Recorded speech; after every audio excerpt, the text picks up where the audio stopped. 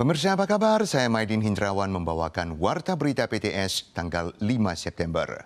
ABK migran datang ke Taiwan untuk bekerja dengan kontrak 3 tahun. Tapi pada masa reses penangkapan ikan diminta untuk menandatangani perjanjian terminasi kontrak secara sukarela oleh majikan yang berusaha mengelak membayar gaji menurut UU Standar Ketenagakerjaan.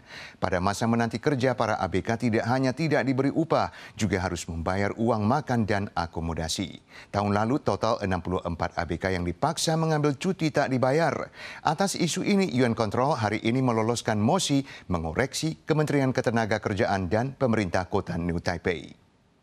Kondisi rumah berlantai 2 yang sempit dan semrawut ini berada di distrik Sanchong, kota New Taipei, tapi dapat menampung maksimal 80 ABK migran. Mereka tiba di Taiwan untuk bekerja dan menandatangani kontrak 3 tahun, namun majikan dilaporkan memaksa mereka menandatangani perjanjian terminasi kontrak secara sukarela saat tidak melaut, mengakibatkan 64 orang terpaksa mengambil cuti tak dibayar. 大部分都是因为休渔期了，那船主不想再雇佣，不想再花成本。 Sebelum tiba di Taiwan, ABK tidak diberitahu tentang masa reses penangkapan ikan. Namun setelah musim penangkapan cumi-cumi di Taiwan berakhir bulan September tahun lalu, para ABK diminta untuk turun dari kapal. Alhasil mereka kontrak 3 tahun namun malah tidak ada pekerjaan dalam jangka panjang dan mengambil cuti tak dibayar. Ditambah lagi dengan paspor dan ERC mereka disimpan oleh agensi. Selain itu ABK dipaksa tinggal di rumah berkondisi buruk. Mereka harus membayar uang makan dan akomodasi. Menurut statistik MOL, jumlah ABK yang terimbas masa reses penangkapan ikan tahun 2023 mencapai 64 orang. Namun UN Control merasa ini bukan angka keseluruhan.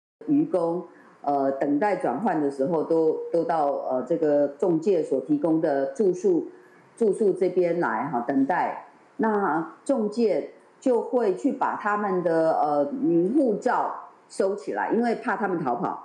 UN Control menyatakan MOL dan Pemkot New Taipei tidak pernah menemukan pelanggaran tersebut dan Ditjen Perikanan sudah lama tidak menyadari adanya masa reses penangkapan ikan, mengakibatkan ABK terpaksa mempertimbangkan jalur kabur. Ini sangat memengaruhi hak dan kepentingan pekerja serta reputasi HAM di Taiwan. Maka pihaknya memberikan pengarahan terhadap MOL dan Pemkot New Taipei. Berapa seriuskah kasus penipuan di Taiwan? Menurut papan anti penipuan yang baru saja diluncurkan, kerugian materi per hari melampaui ratusan juta. Untuk kemarin saja, total kerugian yang tercatat adalah 400 juta dolar Taiwan. Perihal adanya peningkatan sebanyak beberapa kali lipat antara angka ini dan statistik resmi sebelumnya, polisi menerangkan bahwa yang dirilis di masa lampau hanya data catatan kriminal. Jadi ada perbedaan di antara keduanya. Pria usia 80 tahun ini bergabung dengan grup lain dan berencana menggunakan 150.000 dolar untuk membeli saham dengan harapan mendapatkan imbalan yang tinggi. Pria tersebut akhirnya berhasil dicegat setelah polisi memastikan bahwa ini merupakan penipuan. Papan anti penipuan yang diluncurkan pemerintah setiap hari melaporkan jumlah kasus yang diterima, jumlah kerugian materi, dan daftar 5 modus penipuan teratas. Total kerugian materi tanggal 3 dan 4 saja masing-masing melampaui 500 juta dan 400 juta dolar. Jumlah kerugian materi per hari mencapai ratusan juta dolar. Kerugian akibat penipuan di Taiwan tahun 2024 diperkirakan akan melebihi 100 miliar dolar Taiwan atau bahkan lebih tinggi lagi. Produsen telur terbesar kedua di Taiwan, Dreimu Foods, terlibat menjual telur kadaluarsa pada tahun lalu.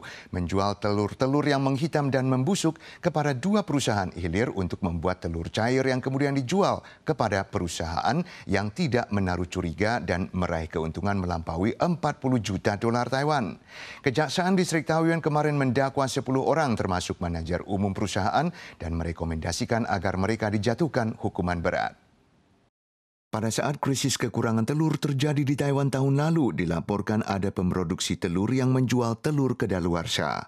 Kejaksaan Distrik Taoyuan menemukan Dreimu Foods, pemroduksi telur terbesar kedua di Taiwan, menjual telur kadaluarsa yang sudah menghitam dan membusuk kepada 2 perusahaan hilir untuk membuat telur cair yang kemudian dijual pada pengusaha toko roti yang tidak taruh curiga. Menurut kejaksaan, Dreimu Foods meraup keuntungan ilegal melampaui 40 juta dolar Taiwan. Total 10 orang, termasuk manajer umumnya, akan didakwa, diminta dijatuhkan hukuman berat dan disita penghasilan ilegalnya. Bulan lalu, sebuah mobil elektrik terbakar di sebuah tempat parkir bawah tanah di Korea Selatan. Apinya menjalar dan melalap 140-an kendaraan lain di sekitar. Jumlah kendaraan elektrik di Taiwan terus meningkat. mengantisipasi insiden serupa, Pemkot Kaohsiung telah memasang sejumlah sarana pemadam kebakaran di sebuah tempat parkir umum untuk mencegah penyebaran api, termasuk detektor termal, kabut air bertekanan rendah, dan selimut pemadam api. Bunyi alarm terus mengingatkan Satpam ada anomali suhu tinggi di tempat parkir. Di sisi lain, kabut air bertekanan rendah juga menerima peringatan suhu tinggi di atas 60 derajat Celcius dan mulai menyemprotkan air untuk mencegah api menjalar ke kendaraan di sekitarnya.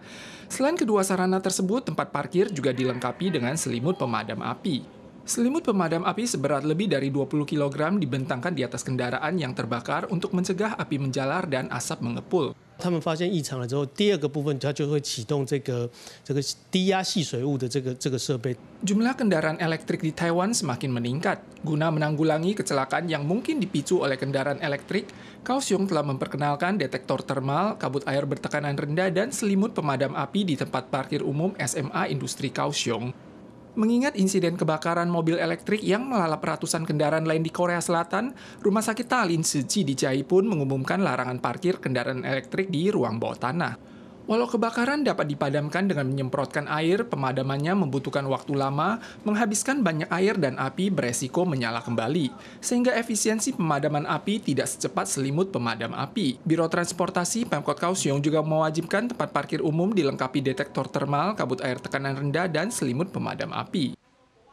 Penularan global Mpox atau cacar monyet semakin merajalela. Untuk mencegah penyebaran seiring munculnya sejumlah kasus dugaan Mpox yang sedang menjalani pemeriksaan, pemerintah Indonesia mulai akhir Agustus mewajibkan semua pelaku perjalanan dari luar negeri untuk mengisi formulir swadeklarasi elektronik Satu Sehat Health Pass.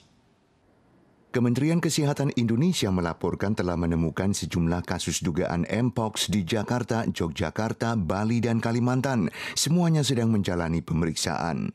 Kasus terkonfirmasi cacar monyet di Indonesia saat ini tidak bertambah, tetap berjumlah 88 kasus dan belum dilaporkan ada penyebaran varian Clade 1B yang menular lebih cepat.